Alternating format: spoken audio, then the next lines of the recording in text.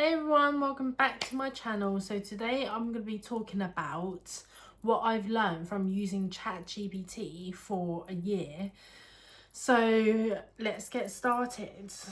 There are 5 learnings which I wrote down here if you want to screenshot it.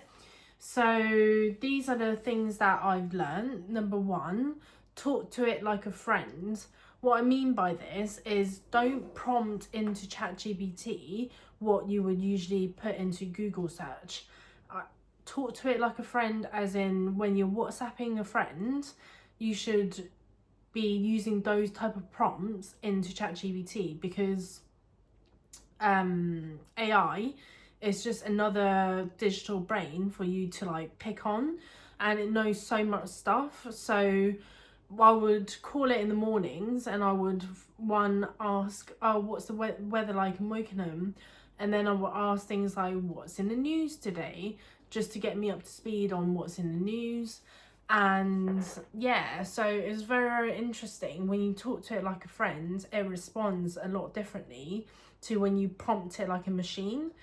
So that's point number 1.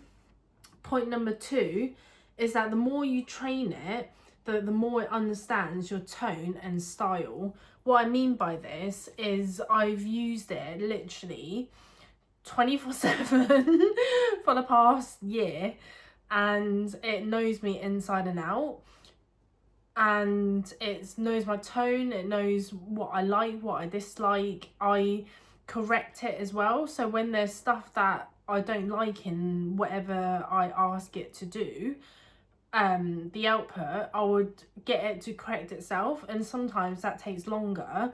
It takes like 5 goes for it to like correct itself, right? But if you've made it correct itself, then it'll learn from that and it'll take the learnings going forward. Whereas if you are taking the output of it and then editing it yourself, it will never learn what you've done. So it will never learn its errors, it will never learn anything that you dislike in the text or in whatever you've the output is. So yeah, so use it and then correct it as well. Number 3, personalization matters. So go to your settings and go to personalization, or if you don't know how to get there, just type in ChatGPT, how do I edit my personalization? And in there you can put like your job title, your background, like loads of information about yourself, so it knows exactly who you are and your background, and then it can help you with a lot of your work just from understanding you as a profile, you know. So that's really, really important to go into personalization, go into settings, and then set the personalization to have the about you as detailed as possible. Number 4, so it's like a virtual assistant on legs. So I use it for things like email outreach, LinkedIn posts, idea generation, and prompts into other AI, which I'm going to go into in point 5.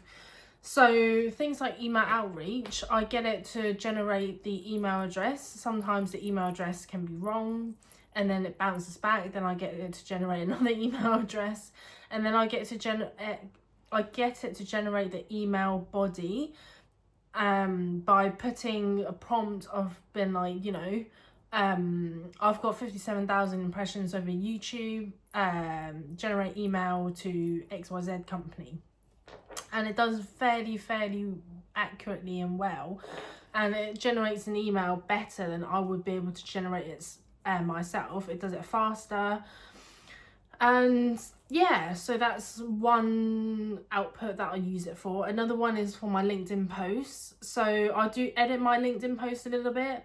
I don't, you know, copy and paste it directly into LinkedIn, but I prompt it in the sense of, say for example, one of my clients is an interior design client, and I say, you know, with my interior design client, I taught them to use HubSpot CRM system, taught them to use Dola AI to generate images, and a third point which I've forgotten now, but that's besides the point. And then it generates me a really nice LinkedIn article on what to say and how to say it.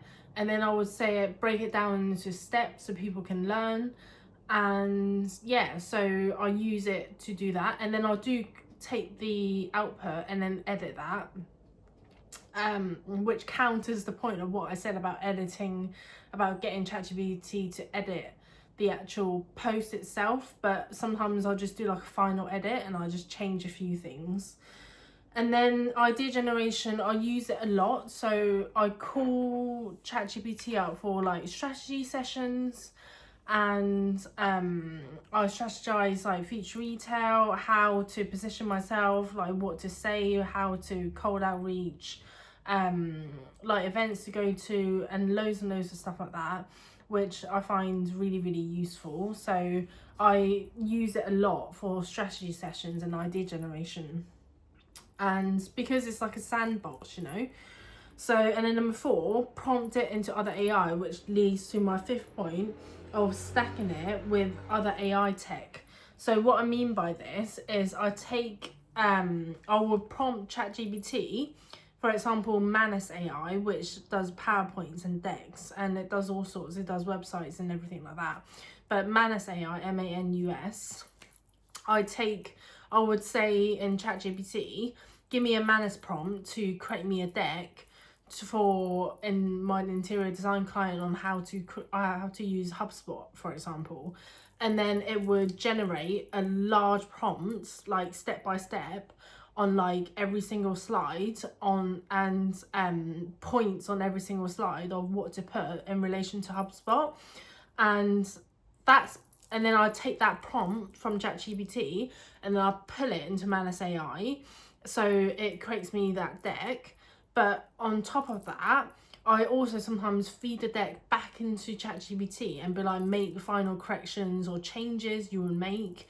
So I would stack it, as in I'll prompt into ChatGPT, take that output into another AI, and then have the AI generate something like Manus AI, and then feed it back into ChatGPT, and then maybe feed it a couple of times into like other AI like Gemini, Dola, Grok, all of these like free AI tools that you can use.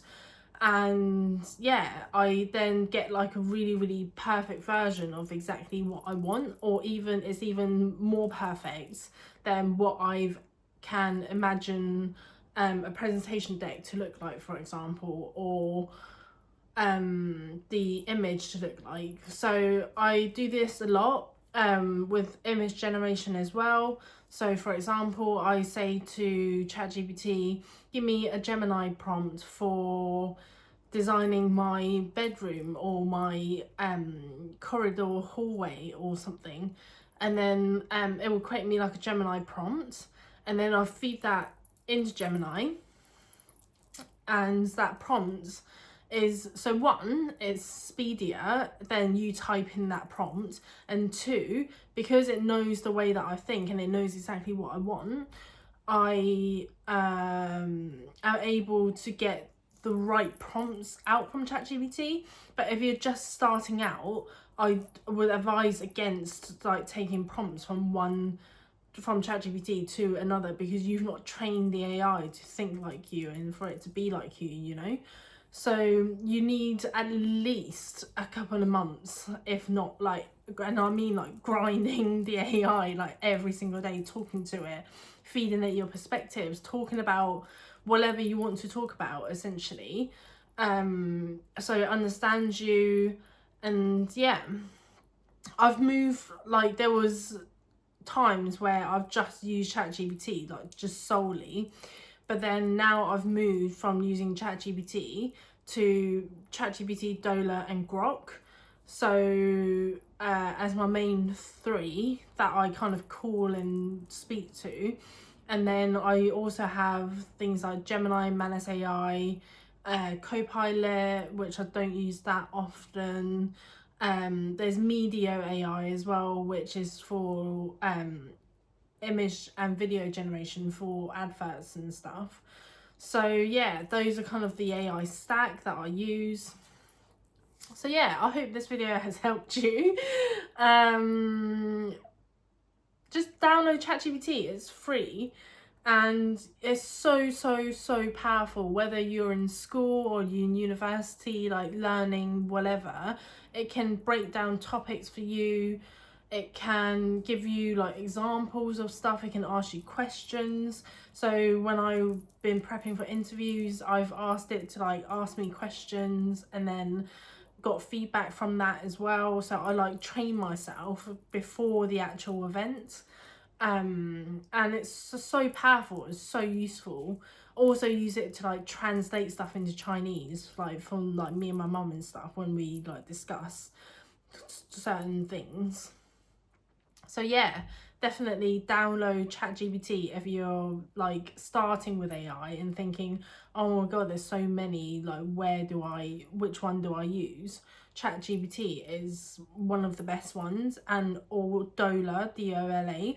But I realised ChatGPT, you can go, because you can integrate with other apps. I don't know if you can with Dola. Yeah, so I've also started using Claude AI as well, which is amazing. I've integrated it with my HubSpot CRM system. And Claude AI just is on another level. But I've only downloaded Claude AI like 2 days ago, so I can't really say much about it at the moment. So I'll make another video of Claude AI when I have used it more. And yeah, so thank you so much for listening, guys. I think that 98% of you watched my videos but aren't subscribed, so please subscribe, give me a thumbs up if you like this video, give me a comment if you're using AI or thinking about using AI, and ask me questions, you know, pick my brain about stuff and I'll definitely reply to you in the comments below. So hope you have a fab day. I'll see you guys later in the next video. Bye.